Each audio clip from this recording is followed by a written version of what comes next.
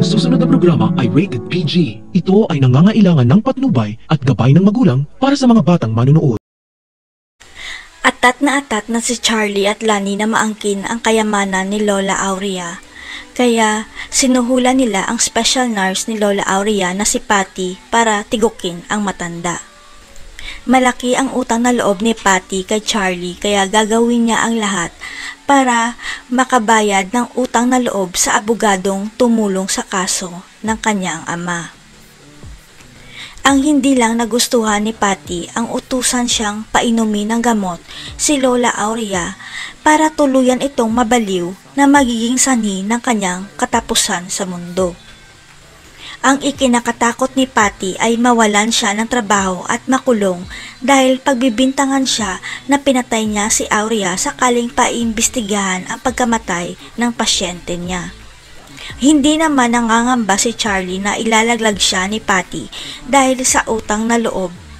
Ang hindi alam ni Charlie at Lani may sikretong tinatago pala si Patty sa kanila. Ang hindi alam ng lahat, si Patty pala ang tunay na ina ng kaibigan ni Ina na si Cecil at hindi alam ni Patty na kilalang-kilala pala ng anak niya ang bagong pasyente niya.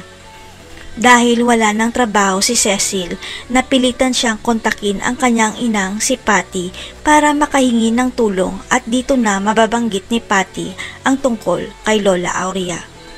Hindi makapaniwala si Cecil na ang nanay niya pala ang nurse ni Lola Aurea sa elderly facility kaya dali-dali niyang ipinaalam kay Ina na natagpuan na niya si Lola Aurea.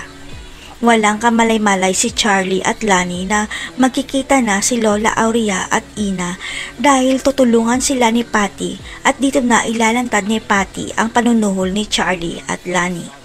Para matulungan si Lola Aurea, hihingi ng tulong si Ina kay Johan para maitakas nila si Lola Aurea sa elderly facility dahil nasa panganib ang buhay ng lola nila.